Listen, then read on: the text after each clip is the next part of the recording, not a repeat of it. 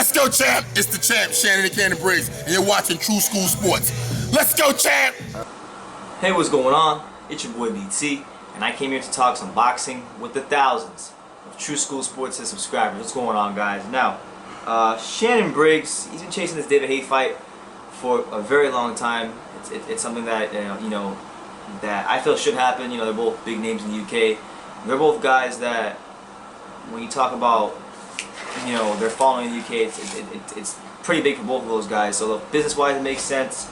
For where they're at in this stage of the career, it makes sense. It's just, a lot of times in the negotiations, it's just so many factors that go in. And really, I don't think there isn't any negotiation right now. David Haye is just straight, doesn't want to fight Shannon. He seems to be concerned with other things beyond just boxing, and Shannon Briggs seems to be the least of those worries. So with that being said,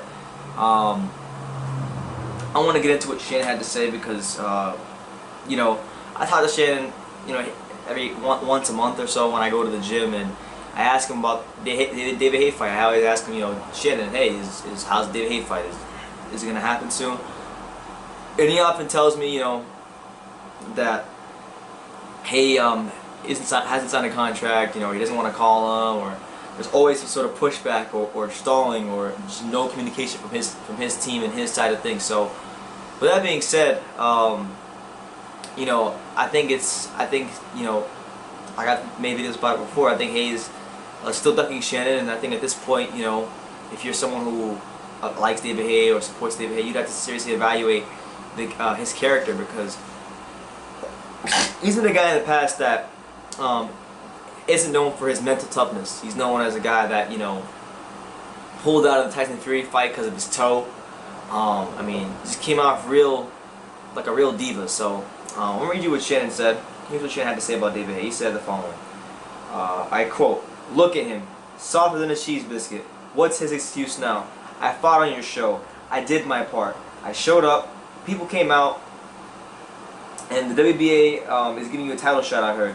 Say what you want, but I ain't boring. Be a man, Davey. Come out and play." So Shannon's, staying on him, and this is the one thing I do like about Shannon Briggs. I do like the fact that when he does anything, he's persistent about it. When he wanted to fight Klitschko, he was persistent about chasing him. When he wants to fight Deontay Wilder, he still stayed persistent about that. And he's been very persistent about this fight, and even he's had more reason to, because in this fight with David Haye, unlike Klitschko and Wilder, Haye was a guy who promised him a fight, who said that if you fight him on undercard, which he did, and he won, if you pass the brain scan, which from what he's saying he did, you have a fight next, and it'll be in September. Well, now it's September, and we still have no fight, so what's the holdup,